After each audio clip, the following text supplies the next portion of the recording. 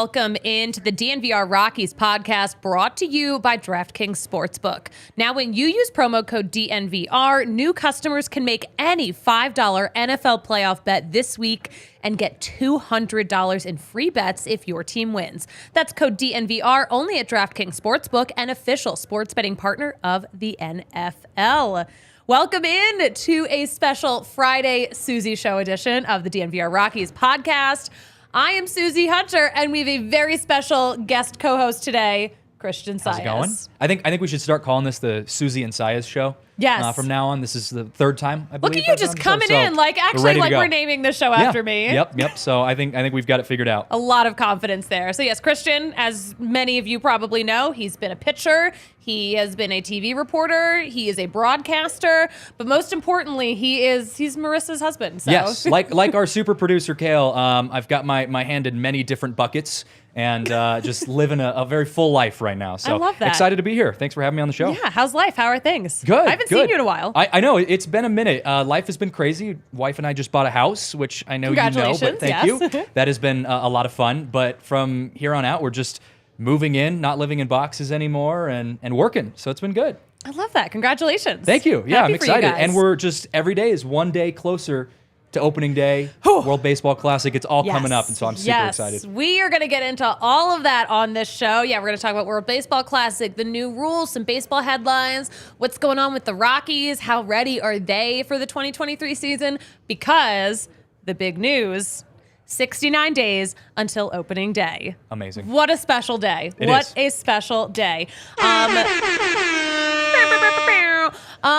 will never forget how the Rockies failed on the hunt to 69 last year. Yeah. And just came shy of winning 69 games. It felt like that was the most important part of the season at that point, too. I mean, you'd point, lost hope at anything else. So, we were all eyes on the 69 prize, and that was that we were getting there, but it just didn't happen. It didn't happen. I will be on my deathbed as an old woman talking to my grandkids and be like, in 2022, I gave up hope for 69 wins, but then they won 3 in a row in LA at the end of the season, and I thought they were gonna do it. They were almost there. Yeah. And then I'll die. That will be your last words. Those will be my last words. I saw the tweet. Right when I woke up this morning, I saw the tweet that said, 69 days until opening day. And I thought to myself, oh my gosh, this is going to be the greatest day ever for Suzie. And then, of course, your tweet came out, and it was just onward from there. I didn't even realize when I woke up that it was 69 days today. Yeah. I looked it up. I was like, we got to be close, right? You were like, just all tired, rolling out of bed, chugging some coffee, and then you see that, and you're like, oh, it is a great day. It is a great day. It's a great day. Christian, do you know how many players have worn the number 69 in Major League Baseball? 69. I would imagine not a ton. Because not a ton. I mean, maybe I feel more like, than you think, though. Yeah, I feel like, it's not a common number. You don't see a lot of those higher numbers as you get into the MLB, but I'd say over 15. Over 15. You are correct. 18 players have worn number 69. Okay. Which team has the most players who have worn number 69? Oh, geez. I wouldn't even be able to venture a guess. It's kind of a chaotic team, I think. A chaotic team? Yeah, a little bit. The Oakland A's. No, not that chaotic. Not that chaotic. Okay. Dial it back a little bit. The Pittsburgh Pirates have had 8 players wear that number. 8 players. Which I thought was kind of interesting. 8 players on just the Pittsburgh Pirates? Yeah. That have worn the number 69? Yeah, not at the same time. Wow. That's impressive. That's crazy. Consistency there. Maybe that's like a required thing too. Like I know you get to choose your number, but like sometimes when you're the rookie, you get brought into a team and you're given that number. Yeah. You don't often get an opportunity to pick your number as a rookie. Just kind of one is given to you. Yep, exactly. And also like a lot of guys I think might have gotten that number when they were in the minors. They were a low draft pick. They're kind of the like low man in the clubhouse, and you just get given that number as a joke, and then it sticks with you. So I don't know. There's a lot of different reasons that you might have that number, but either way, if you end up in the MLB with that number and you're on the Pittsburgh Pirates, you just keep setting history here. Yes, and of course, I'm sure anyone who's picked that number, Gronk is a big, big fan of. Some other numbers, some other countdowns to keep note of. 76 days until the home opener. Yep. That's And big. 26 days until pitchers and catchers report. And 47 days till the World Baseball Classic kicks off as well. And I know you're very excited about that. I'm too excited about that. I've actually been told by my wife that I'm, need to calm down a little bit. But it's like one of my most excited sporting events of my life. It only happens every few years. And as a baseball fan, I enjoy that a lot. But yeah, a lot of good dates coming up. And it's just that time of year too, where football's starting to wind down and we're starting to kind of want to fill some time with other things. Well, football's going to get worse before it gets better. Exactly. Yeah. And so we're starting to kind of taste a little bit of baseball coming up around the corner. The weather might not reflect that, but it might not. It probably won't. I love that day after the Super Bowl where you're just like so exhausted from all your Super Bowl parties, but it's like, okay, now we can start the countdown to baseball. And every single baseball team's social media manager posts at the same time a tweet saying, all right, it's baseball time now. They emerge from the ocean. A scheduled tweet. It's been there for months just waiting for that day. They are ready. Got to mention, also another thing we're counting down to, 4 days until our Hall of Fame Todd Helton watch party. Yeah. Are you going to come to that? I will definitely be there. 3:30 on Tuesday. Yeah, Hall of Fame parties are always a lot of fun. And it's fun to, get to celebrate something Rockies happening right now. Yeah. We still have a couple months until the season really gets underway. So getting to throw a little Rockies party here is always fun. Yeah. What do you think? We haven't really had a chance to talk about this, you and I. Patrick and I talk about this all the time. Do you think this is the year Todd Helton makes it into the Hall of Fame? Oh, that's a great question. I mean, I would love to say yes. I feel like at this point, he's got some momentum going into this this Hall of Fame ballot, and I think from looking at some of the people who are voting in the ballots, they seem to be leaning pretty heavy towards adding him into that. So yeah, I'd love to see that. We're having a watch party. It should be a lot of fun. Yeah. And I'm just excited. I'm excited to be able to have some baseball news. Yes. I'm gonna give you some Todd Helton trivia. You ready? Okay. Yeah, let's do it. We know one of the best items that you can get at Coors Field in terms of food is the Helton Burger out in center field. What year was the Helton Burger created? Well, I would imagine it was probably while he was still playing with the Rockies. So it would have to be anytime before the 2013 season, which was when he stopped playing for the Rockies. So I'll venture a guess and go with 2010. No, you got it. 2010. Congratulations. The Todd that was Helton, great. The Helton Burger. Okay, that's good. And I actually have to admit, I have never tried the Helton Burger, ever. In my 5 or 6 Rockies games. You know what? It's one of the absolute favorites. Another thing at the Helton Burger Shack that is so good is the Elvis Shake. Yeah, so I tried that one. Yeah. And that you one was were pretty right good. there. I was. Yeah, so I was close. I was going to say, but I feel like it was almost a sin that I tried that before I tried the Helton Burger. I'm not going to hold it against you because the shake is really good. And if you're craving a shake, a burger's not going to do that for you. No, it won't. It did kind of fill a need there. But also, this was the first year that they did the Elvis Shake, right? Yes. Okay, the so Elvis Shake was new this year. But your homework assignment for opening weekend 2023, you have to try a Helton Burger. Okay. I love burgers, so you don't even need to give me a good excuse. You love burgers. What are we doing here? Have a burger. I mean, I actually had a smash burger at the at one of the Rockies games, and that was pretty good. But we'll see if it compares to the Helton Burger. Yeah, okay. I'm going to need a full report. Home opener, I'll be there. How many times has a home run smashed into the Helton Burger Shack? Ooh, that's pretty far. It's pretty far out there in center field. Mm-hmm. I wouldn't imagine that it would be very much. So 2 times, 3 times? You know what? We think it's only 1 time. Okay, 1 time. This is a very unofficial. Do we know who? Actually, I do not know who. It happened during batting practice, though, so it wasn't even like a real home run. Okay, but all right. It smashed the glass, and they had to close the Helton Burger Shack for the day. Really, really. See, back in September 2016. That is and I feel like batting practice that is a little different too, because I mean I've gone and watched batting practice like in Seattle and seen Nelson Cruz hit a ball literally out of the stadium, which I've never even heard of happening in Seattle in a live game. So it could be a little bit different, but that's still impressive. That's very impressive. I think it's more impressive during batting practice because whoever is pitching to you in batting practice is not going full speed. True. That's not real pitching. True.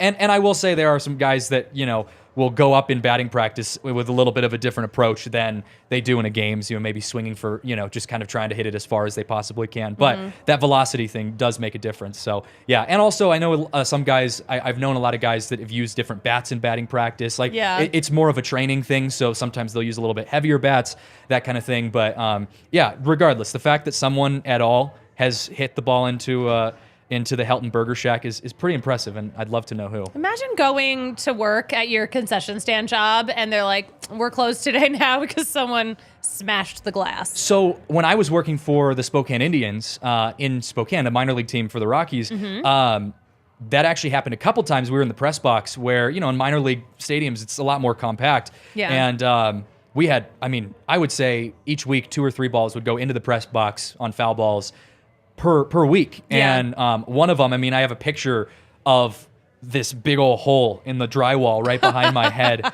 of where I was standing, and I was the PA announcer. But so you were almost decapitated. It was what that you're kind trying of to tell thing. me. I'm just sitting there in batting practice. I'm looking over some of my reads, and ball just comes flying straight through the press box. So I would imagine that's the same thing. You're flipping some burgers, and a ball comes in and into the fry grease or something like that. It would not be the best experience. Yeah. You know what? That's such a Coors thing to happen, is a ball going through an outfield concession stand.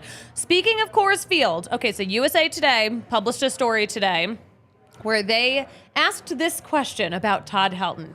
Was he a great player because of or in spite of his hitter-friendly home? This is an argument we hear all the time. It's absolutely exhausting because why did MLB even bother putting a team at altitude if this is going to be the argument about any player who does a good job there? Yeah, and look, I understand this argument. I understand that the statistics show that there is, you can hit the ball farther when you are playing at a high elevation place. The Rockies ballpark just speaks better to hitters. But at the same time, you're talking about very few numbers in the overall grand scheme of things. When you're talking about a 10-plus year career on someone who's consistently hitting this many home runs each year, that's where I start to look at like an average throughout the season and be able to argue that it didn't make that much of a difference. Now, you might have been able to kind of split hairs if you're saying that Todd Helton maybe got 2 more home runs than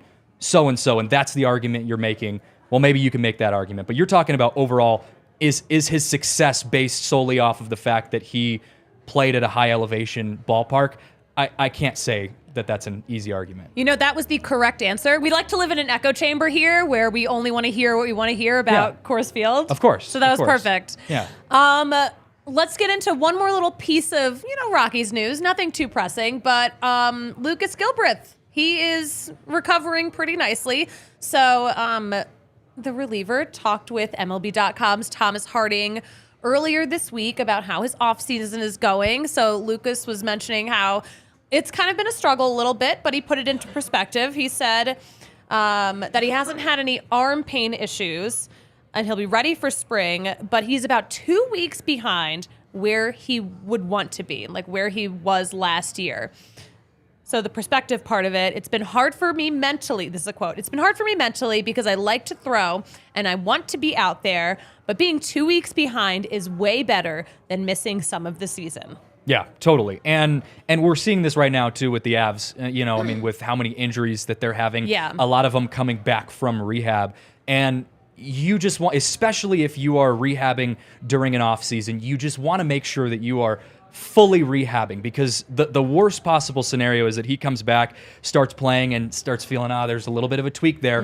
Maybe I wasn't fully 100%, and I rushed it in. So I like the idea of, hey, you know what? Take 2 weeks, take 4 weeks, whatever you need. Get ready so that you can be 100%, no questions asked when the season starts or when the season gets underway, and not have to worry about that injury flaring back up again as the season gets going. Because it's a long season. You got 162 games where you can figure it out. It's okay if you miss a few weeks. A long, long season. It's got to be so frustrating because he mentioned in this interview too, he felt like it was all coming together before his injury. Yeah. So that's got to be so frustrating too. Like, oh yes, I figured it out, and now you're back at square one. And part of rehab is such a mental thing too. And I remember my time when I actually fractured my spine when I was a junior in high school. And I was looking to go play college baseball, and it was just this devastating injury. And I remember most of it, and when I was going through rehab, because obviously I was doing physical therapy and I'm, going through all these different training exercises for about a year, but there was a huge part of it that I didn't really expect that was mental. And being able to get yourself mentally in a place to play again is, I think, a really underrated part of rehab for players. I think a lot of times people think it's just a physical thing, being able to get your arm back 100% healthy. But you got to get yourself in that mindset where you're in game mode the minute you step out there on the field. And especially as pitchers, pitching is such a mental game.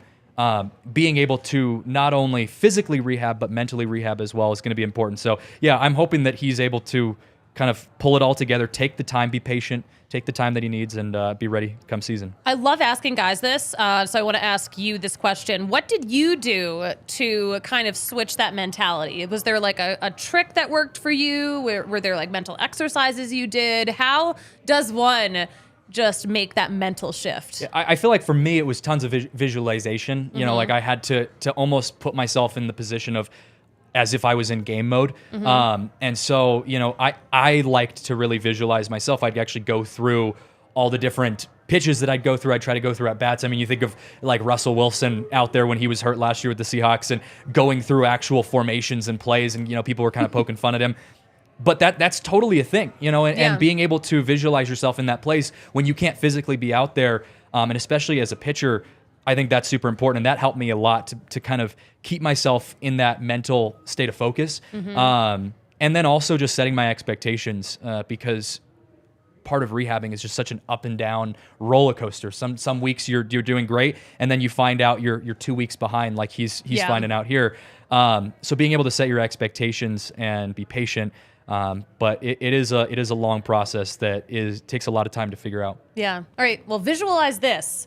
Watch parties, party buses, deals on everything on the menu. That is what you're going to find if you are a diehard and you come down to the DNVR Bar at the corner of Colfax and York. And if you are not a diehard already, you are missing out on price breaks on tailgates, on Nuggets party buses.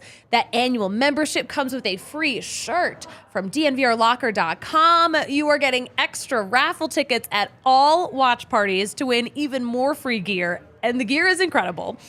And you are getting all access to our Diehards Only Discord. And if you're not a diehard, don't fret.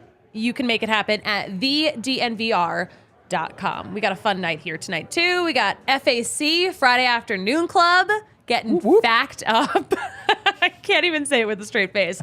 But we always have here at the DNVR Bar, on tap, in cans, Breck Brew. You guys know how much we love our Breck beers here at DNVR.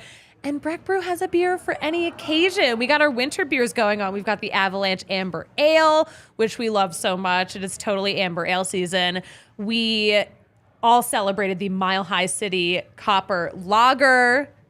We made that huge beer tower, too, if you've seen that on social media. It was very impressive. We've got the Funslinger, the Good Company Hard Seltzer, my absolute favorite. I love that honeydew seltzer. Got the Vanilla Porter Jr., the Broncos Country Pale Ale. It is just, they've got a little bit of everything.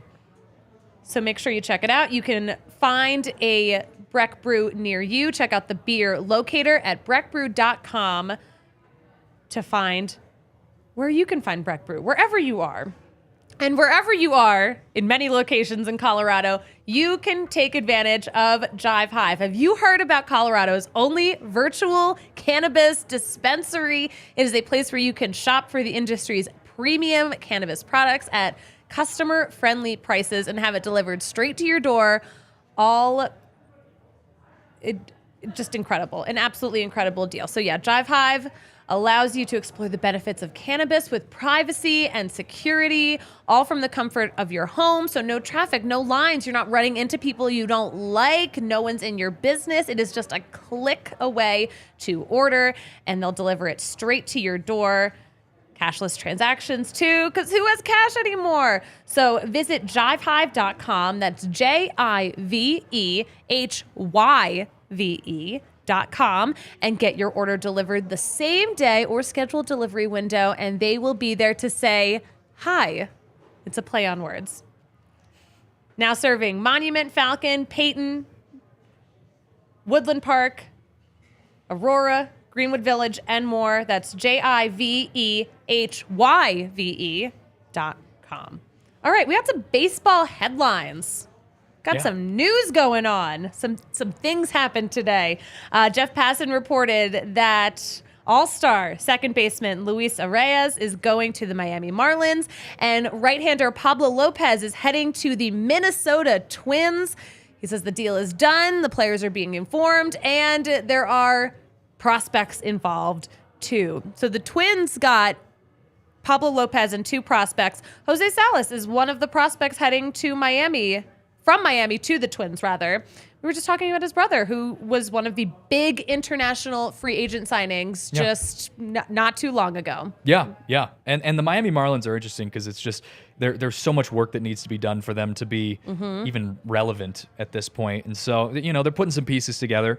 I don't know what the Twins are doing, though. I don't really all understand. Over the place. The Twins are also one of those kind of weird teams that not at the bottom of the pile like the Marlins have been, but the Twins are just, it's kind of like every season, it's like, are they in it? Are they not? Like, they're just kind of right in the middle. So, yeah, the Twins are just, I'm not really sure what their thought process is throughout this, but maybe we'll see. Maybe there's some big overall plan that they're arching towards. I feel like they are as chaotic as the Carlos Correa saga. I don't know if anything can be as chaotic as that. I feel like their chaos is kind of mirroring that a little bit, And now that Carlos Correa is back with the Twins, maybe some guys are just more inclined to be open to going there. Yeah, and I mean, Carlos Correa is a great get for anyone. There was no doubt about that. It's just all the issues that came alongside it and the drama that came with it. I mean, it's great for us because it was like just every day you had something new to talk about. Yes. You were like, what is happening right now? This is more excitement in the offseason than you ever get. But the Twins, maybe Correa is going to be able to bring some new guys in that are excited to be able to kind of put together a team over there in Minnesota. I just don't know if they're going to have all the pieces to really make it the distance. They've got pieces, but I don't know what they're putting together. Yeah, it's like they've got, a good middle infield. They've got some, kind of bits and pieces here and there. But, yeah, we'll see if the whole thing comes together for them. The Marlins still got a lot of work to do. The Marlins kind of don't stand a chance right now in the NL East. Yeah. I mean, the Mets are doing so much. The Phillies are doing the most. I don't really know what the Braves are doing because they've let a lot of really big names walk away in the past, this offseason, the past 2 off seasons especially. Yeah, and the NL East is I think, one of the best times I've seen the NL East, one of the most talented groups of NL East teams I've seen in a while. The amount of talent you have playing in the NL East right now, I mean, it's like the NL West where you've had for the last few years, it has been just absolutely stacked. And, the first top 2 teams are 20 games ahead of the third place team. So I think that's also going against the Miami Marlins. I think it's going to be a long time before they're able to really become a name again. I can't even remember the last time they were really in that conversation for being a successful. They snuck into a postseason not too long ago, but I feel like. But it was a surprise when they did. I don't remember when it was short-lived. Was it 2020?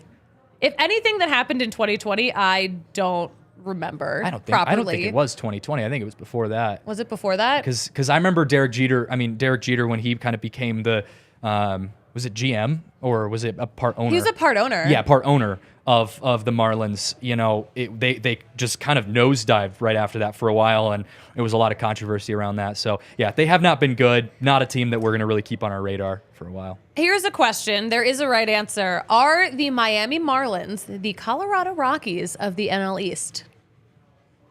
Probably. No, because Really? the Marlins make trades. Oh yeah, there you go. Okay.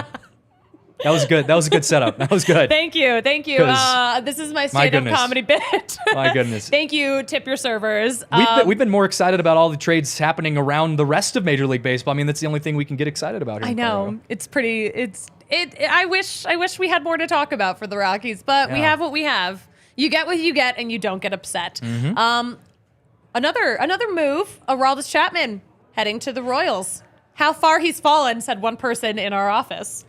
Yes. He's been struggling. He has been, to say the least, he has been struggling. He is one of the most fascinating baseball players I have ever watched because on paper, just from a recruiting standpoint, from a scout standpoint, the guy, if you watched him just throwing BP or thrown in the bullpen.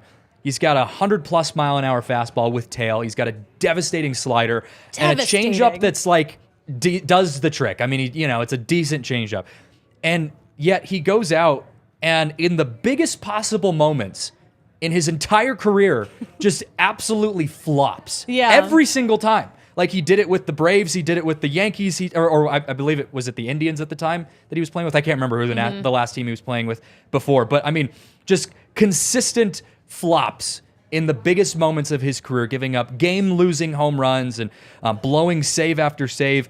And it's one of those things too, where it's like, yeah, there's so much natural talent there. If I could have even an ounce of that just natural God-given ability, I would have been able to go so far as an athlete.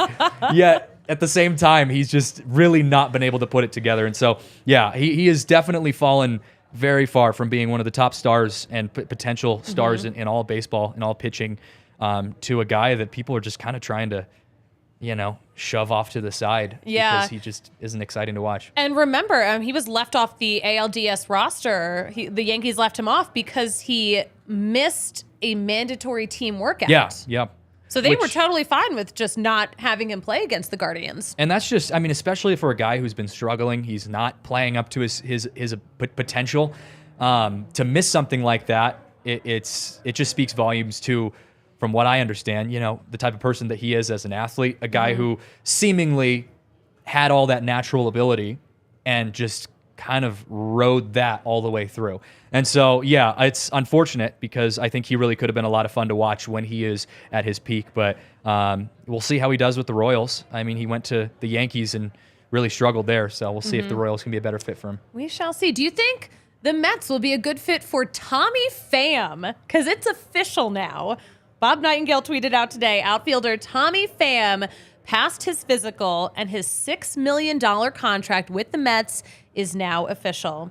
And he can also earn another $2 million in incentives, so he'd get another $200K for reaching 225 plate appearances and $200K every 25 plate appearances afterwards until his 450th plate appearance. So, okay, a lot going on there. Does this deal slap?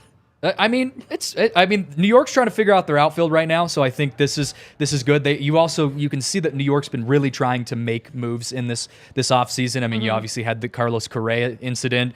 And so I think for them, it's being able to put a solid guy on their roster that they can look forward to be consistent and be in their outfield and be a kind of a dual threat, a good outfielder, and also someone who can put up good numbers, at the dish. A triple threat because he will also fight any enemies over really stupid stuff. Stupid BS. He is your bouncer, your team bouncer, for sure. He is, okay, so the Slapgate situation, the fantasy football situation, heard round the world. First of all, I will never get over it ever for the rest of my life. Nope. Two, that is so chaotic. That is such a chaotic energy to bring to the table. And I feel like the Mets that's like a really good place to bring that chaotic energy. That was him and Jock Peterson, right? He slapped Jock Peterson. Yeah. I remember, one of my buddies went to high school with Jock Peterson. Oh my gosh. In Sacramento. And he's told me plenty of stories about Jock Peterson. And that dynamic, I don't know Tommy Pham at all. I don't know personally Jock Peterson, but that dynamic, from what I've heard, the stories from both players seems like that was just waiting to happen between those two. It was just brewing. And Tommy Pham in the group chat. Yes, over a meme in the group chat. Like very easily offended guys who are just like ready to go at a moment's notice. And that was fun. I actually forgot about that until you brought that up. I completely forgot about that. I'll be on my deathbed. You don't understand. It was so crazy when Tommy Pham slapped Jock Peterson. Will that be before or after the Rockies failing to hit the 69 final words? It'll be before, because the final words really will be about the 2022 season and not making the hunt for 69. RK, you know what I'm talking about. Yeah. You were so disappointed. We all were. Yeah. We have a live studio audience here, ladies and gentlemen. We do. So many people are here right now. Lots of fans.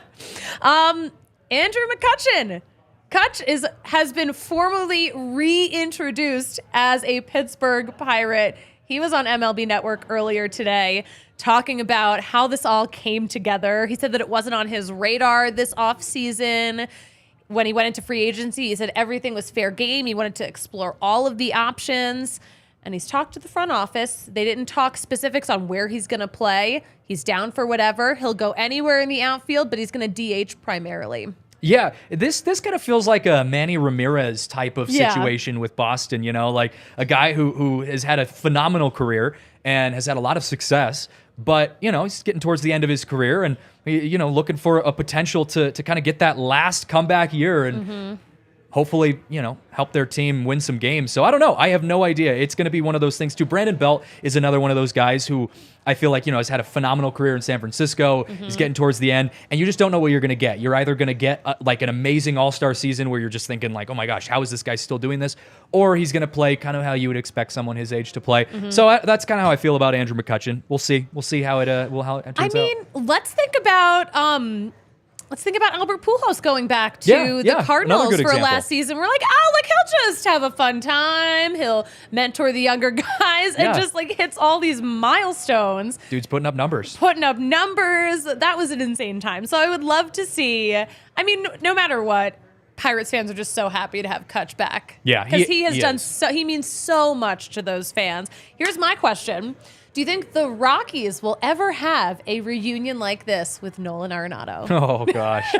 I don't know. That's tough. I mean, I would love to say yes, but, oh, geez. I don't know. I also do see Nolan Arenado being one of those guys that does play well longer than you would expect him to and be good longer. What else would he do? Yeah. What else would he do if he was not? It's going to be like a Tom Brady situation. Yeah. He's going to be like, no, I can't retire. Yep. Or I'm going to retire and then be like, oh, next year I'm back. I'm coming back. So I could see that potentially happening. Him saying, you know what, this is it. This is my last year. And then the Rockies being like, hey, we'll just like bring you back as like a mentor and throw you just couple $100,000 or whatever, finish out your contract, and who knows? That'd be fun to see, though. That would be fun to see. You know, it was not fun to see.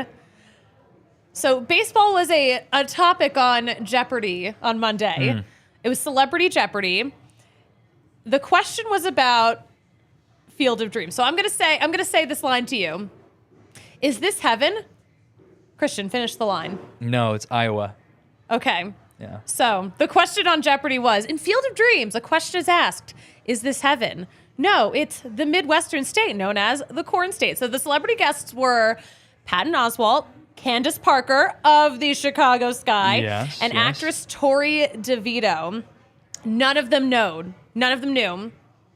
Tori guessed Wisconsin. Candace guessed Nebraska, which isn't like a terrible guess, but it's also not extremely incorrect. Iowa, so clearly none, and Patton Oswalt had nothing to say. So these celebrities have never seen Field of Dreams. On a scale of 1 to 10, how outraged are you? Pretty outraged. Yeah. But I will say this. I do think this is one of those situations where, I mean, I've seen Field of Dreams many times, but I do think this is one of those situations. If I was in that position, the lights are on, you're trying to think really hard about a lot of other things, and someone asked me this question, this does seem like one of those questions I could see myself going mind blank on and being like, wait a minute, I know what this is. Why do I not, and not knowing? You know, and so I do, or guessing like Nebraska or something, you know, saying something that's close, but it isn't actually Iowa. So yeah, when you ask it to me and it's like we're just sitting here talking, yeah, I can pull it up pretty quick, but I could see myself freezing with that question. Yeah. Well, I don't know. I expect better from the celebrities because their whole life is performing under pressure. True. That's true. You know? That's true. And also that's just a classic. It is a classic movie for baseball fans, non-baseball fans, movie goers alike. Yeah, it's a good movie. Well, you know who else works well under pressure? The American Raptors, because this is a rugby team comprised of athletes who have competed at the highest level of their respective sports. Absolutely incredible. Come from all different backgrounds. And listen, American Raptors, they are Rugby Town USA's newest rugby team. They are so close by. The best thing about hitting up an American Raptors game, they are totally free. So head over to AmericanRaptors.com, grab your free ticket for the upcoming season, And if you don't want to leave your house, don't worry. They stream their games on their website, every single game. Even better, our guy, Colton Strickler, has it all covered for you with the weekly DNVR Rugby podcast. So learn more about rugby with Colton's 101 Rugby podcast, exclusive interviews with the athletes and coaches. It is rugging awesome. So all that and more at AmericanRaptors.com. Have you ever been a rugby guy, Christian? I have in college. No way. Well, I mean, I didn't play, but we had a women's rugby team, and I had never, ever watched, I'd only seen the movie Invictus, which is a great movie. Mm-hmm. But I had never watched rugby in person, and I went and watched one of our women's rugby games, and it was the most insane thing I've ever seen. Yeah. So entertaining. Oh my gosh, it's a lot. And you talk about chaos. Like, that sport is just pure chaos, 100% the entire time. I love it. It's amazing. You know, it's not chaos.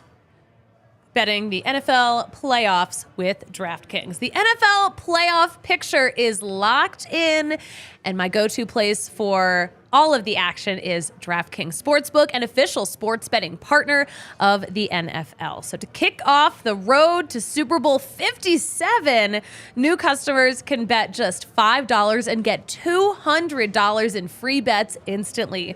Plus, all new and existing customers can get a no-sweat bet each day. Just place an NFL bet of your choice, and if it loses, you'll get a free back up to $10. So, why bet the NFL playoffs anywhere else? Bottom line, download the DraftKings Sportsbook app, use code DNVR. New customers can bet $5 on the NFL and get $200 in free bets instantly, only at DraftKings Sportsbook with code DNVR. Minimum age and eligibility restrictions apply. See show notes for details. You ready for a game? Let's do it. Love games. We're going to play a little game. I'm going to see how well you are paying attention to baseball news, Christian. Oh, geez. With a game called Say What, where I'm going to give you out of context quotes, and you are going to guess who said them. Okay. Christian. And can I ask, is it just baseball players or celebrities, or is there a mix? It's not celebrities. It is people who are actively working in baseball, in Major League Baseball. Okay. That's the context. No celebs. We're obviously not going to celebs about anything because they haven't even watched Field of Dreams. So apparently not. Yeah. All right. We got these graphics ready? Okay. Here we go. This team operates as a non-profit. Christian, who said this? Who said that their team is a non-profit? Oh, geez. Okay, so this is someone who works in baseball. Could be a player, could be a manager. This team operates as a non-profit. I'm going to guess because I don't know. Okay. I'm going to guess. Okay. It sounds like, because I've seen some pretty wild press conferences from him, it sounds like something that maybe Gabe Kapler could be saying of the San Francisco Giants. You know what? What an interesting guess. That is incorrect. It is actually Phil Castellini, the owner of the Reds, said this about his own team. Oh, wow. Yeah. Interesting. Speaking of chaos teams. The owner of the Reds. We talk about this on the pod a lot. He is out there saying all kinds of crazy stuff. Yeah. I mean, when you say that your team operates as a nonprofit, that's, as the owner, that seems a little weird. Yeah. Super Not weird. Normal. You know what? Say what you want about Tick Montfort or anything, but he's not out there. You didn't say that. He's not out there saying stuff like this. No. I couldn't even imagine. Yeah. Couldn't even imagine. Soap opera. We got another one. Okay. It kills me the most not being able to be there. Christian, Ooh. who said this? This one I might know. FOMO? Okay. Well, it kills me the most not being able to be there. I feel like this came out from a recent interview. I'm going to go with Mike Trout. Yes, there we go. It's Mike Trout on the postseason. Yes. I was going to say, I remember seeing this interview. So I got one. I honestly did not think I was going to get anything right on that. I am so impressed because I think that interview was today on High Heat. Really? Okay. When you say recent, it was hours ago. Jeez. Yeah. I'm good. Congratulations. Thank you. Yeah. So he said this in the context of people, reporters, ask him every single preseason about him missing out on those postseason opportunities. And he's just like, yeah, like, it kills me. Yeah. It freaking kills me. He's been in the league for 13 years. 13 years, yeah. So he's heading into his 13th season. Yeah, so I mean, 13 years being arguably one of the best, if not the best baseball player currently or over the past 13 years, and not even making it to the postseason is really hard, I would imagine. I mean, that just seems, as a competitor too. And now with the Angels having Shohei Ohtani, who's given him a run for his money as best baseball player. And I love that Mike Trout loves to share that spotlight. He loves having another star on that team, but also Ohtani's future with that team is kind of, in the balance too. He could kind of go anywhere. He could. After his time with the Angels is up. And I mean, anyone who's going to be willing to pay him $500 million from what some people are guessing, Please, who knows? Steve Cohen is like writing checks already. Like, what about this How much? does $500 million sound? Pretty good. I'll throw in my big Shark Tank sculpture. Yes. We'll make a sculpture for you outside the stadium. Whatever you want in formaldehyde, I will do it. Yep. Yeah. I agree. Chaos. All right, we got one more quote for you, very out of context. Here we go. Quote, "We've got a lot of experienced guys that have never even heard of this before, so we've got to get them acclimated." Christian. Are we talking about Field of Dreams? Like, who said this? What are we? We've got a lot of experienced guys that have never even heard of this before, so we've got to get them acclimated. Oh, geez. Is this... I mean, I don't know. I don't know this one. Can I guess based off of the little cutout? You can absolutely. You can use any clue available to you. Is that Buck Showalter? You know what? No, but it is a manager. Oh, I thought I got a little of the hair. It is a manager in the top 5 of most handsome MLB managers. Strangely, Rob Thompson, the manager of the Philadelphia Phillies. So here's what he is doing. He gave the players homework. They have to study up on the new rules. Really? Yes. Like the new Major League Baseball rules. Major League Baseball rules. He gave them, they did a printout, like a worksheet type of situation, and they all have to finish it by spring training. Wow. I like that. I mean, I feel like, it's think of like umpires, your job is obviously the rules, but you've got to know the rule book in your head. You have to have it memorized. And as a player, baseball IQ, we always talk about, players that have really good baseball IQ. Well, understanding the intricacies of the game, I think that's an important part. And you know what? The other reasoning, too, that went into this, I love so much. So, yeah, these guys, they're going to be at spring training together and it's coming up pretty soon. But a lot of those Phillies players are going to be in the WBC. So they're going to miss out on some spring training. Yeah. So they really do need to be on top of their game when it comes to knowing these new MLB rules for a new season. Yeah.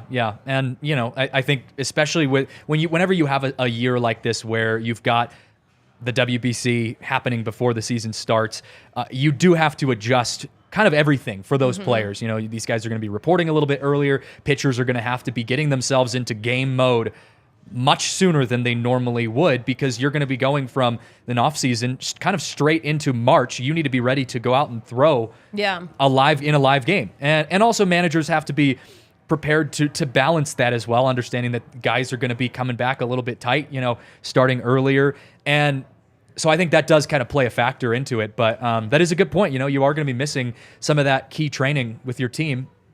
Even just bonding with your team, that's not going to be happening. So you got to adjust to it. Yeah. You did a great job. You got 1 out of 3. 1 out of 3 is better than 0 honestly, out of 3. I kind of thought, I was like, these are so out of context. I'm like, you're screwed. You're going to get 0 out of 3. Thank you for your confidence. It's going to be a terrible game. I'm very impressed. I do have a question about these rule changes. So the big one that, I think is going to make a lot of difference, the pitch clock. Yeah.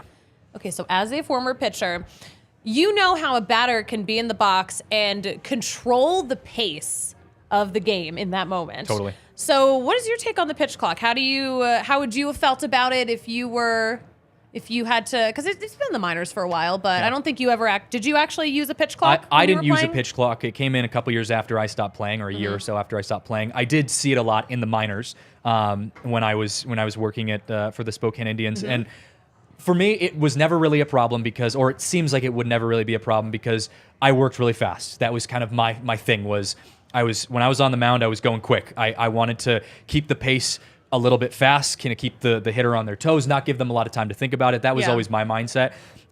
Good hitters would realize that and would manage the batter's box a little bit better. They'd step out, they'd take some practice swings, and that's where it would throw me off my game a little bit. And so for me, I don't think it would be much of a problem because I work fast, but I think there are a lot of pitchers that are on the flip side of that, where there are pitchers who work very slow. They take their time. They put a lot of pressure on the hitters to just sit there waiting, getting kind of tense, like, all right, is he going to throw it? And so I think for them, that's going to be a little bit harder. But I also think when you get into game mode, you're not really thinking about it. You're just going for it. If it becomes something that is problematic or consistently problematic, you might see umpires starting to call it out on specific pitchers who they've seen it happen a lot from. I think of a good example in a different sport would be like Giannis with his free throws. I mean, like the guy takes so long just taking a free throw. He's been, officials know now to keep an eye on the clock because he's been fouled on free throws taking too long. So I think that could be more of something we see where if there is a pitcher who just notoriously takes a long time, umpires will start kind of taking note of that before the game. But I think for most pitchers, it's more of an overall guideline of like, hey, just make sure you're kind of close to that. We're not going to be throwing a flag if you hit that 0 and you're not like, the ball's not leaving your hand. So I don't think we're going to notice it too much. We didn't notice it having a huge impact in the minors, so I don't think it will do anything different in the bigs. But in Albuquerque last season, when they first started using the pitch clock down there, like they were flying through games. They were having like less than 2-hour games. Meanwhile, we're like at Coors Field for like 5 hours. Yeah. Like, oh my gosh. Loving life, maybe too. maybe we do want to see the pitch clock. Yeah, and I do think it comes down to the umpires also setting that precedent before the game starts. Saying. Getting the managers together and saying, hey, just so you know, this is new. We got a pitch clock up behind you guys. I'm probably not going to be super strict on it, but we need to make sure we're getting close. And and that's a conversation that umpires will probably be having in those huddles before the games. And so coaches hopefully will be communicating that to their pitchers, just saying, hey, make sure you're not just taking your time out there. So we'll see. I mean, who knows? Maybe it becomes a big deal for some teams and not for others. But I just think for most pitchers work pretty fast. Shouldn't be a huge deal. Yeah. All right. Christian, thank you. We're going to, as we wrap up the show, we're going to address some of the comments that have come in. We've had one person in particular comment a million times about the Rockies relocating, which is a thing we've never talked about or heard about or anything. So, like, there's no merit to that. I don't know where you heard that. And also the Rockies, let's remember the Rockies are actually one of the most profitable teams in Major League Baseball. They are, I mean, which is they are the funny. Opposite of a nonprofit. Yes, which is funny because, they've struggled for years now, but the ownership has done a really good job of getting people out to watch baseball. Whether you like baseball, want to watch the Rockies, whether you care what happens to the game or not. So no, I don't think the Rockies are leaving Colorado anytime soon. Yeah. We got some other questions on the Oakland Athletics. Are they going to go to Vegas? We don't know yet. But also, I don't know. Here's my personal opinion on it. I feel like Las Vegas would probably rather be an expansion market. Yes. I feel like they would want to start fresh. And of course, this is just an opinion. This is just me spitballing over here. They might want to start fresh. I also think the A's right now are in bad shape. I mean, you look at their attendance from last year. Yeah. You look at their success as a team right now. They have a formula that's not working overall as a program, and they're not getting people out to the ballpark. Their stadium is super outdated. It's in rough shape too. Yeah. The worst stadium I've ever been to in my life. So it's one of the bad ones. It is. I mean, the fact that the Raiders used to play there while the A's were playing. I mean, it's just insane. So I just think the A's need something new. And if that means getting them to Vegas, a place that does have a very big appreciation for baseball. I have a lot of friends actually from Vegas that root for the Rockies, a lot of them, because they don't have the local team. As we know, Chris Bryant considers us to be his local team. Yeah, because they don't have a baseball team. So I think getting the Oakland A's the only downside to the A's leaving Oakland is there is a huge divide of fans that love the A's instead of the Giants. That is a huge rivalry between the team. I mean, the Battle of the Bay, I mean, that is if the A's were better and the Giants were better and, they were playing each other, that's a big deal. That's the games that you see the Oakland Coliseum actually filling up for. That's the only thing that I think would be a little weird, but it'd be similar to what we saw with the Raiders leaving to Vegas as well, where Oakland Raider fans were diehard Raider fans. Yeah. And then the Oakland Raiders went to Vegas. I think it would be really devastating if Oakland lost 2 major sports teams to Vegas. I would be super sad. I don't think it's going to happen, but what do I know? I'm not one of the billionaires. And I don't see a lot of, especially since I kind of grew up in the Bay Area a little bit. I know a lot of people from the Bay Area. Mm-hmm. I don't see any of those Oakland A fans just being like, you know what, I'm going to be a Giants fan now. Yeah. So they would end up kind of having to root for a team that's playing in Vegas. Yeah. And so it would be really unfortunate for the fans in Oakland that are true diehard Oakland A's fans. But yeah, it's going to be a while before they end up moving, if at all. Yeah. Well said. Well said. How are you feeling about the Birds this weekend? Birds. Go Birds. They got a nice bye week. They're going to be rested, well rested, ready for the weekend. Mike Trout will be very much ready to go. Mike Trout will be there. He was also talking about this on High Heat with Chris Russo earlier today. He's got season tickets, so of course he'll be there. Chris Russo also asked him about his interest in the other games. He was like, listen, nothing will be better than the Niners beating the Cowboys. I'm like, that's our dude. Yeah, he gets it. He does. We root for the Eagles and whoever is playing against the Cowboys. Yep. This is something that I saw on social media yesterday. Some Eagles fans have figured out a tailgate hack that I think will actually kill people. Oh. Sounds like Eagles fans. So, yeah, sounds like Eagles fans.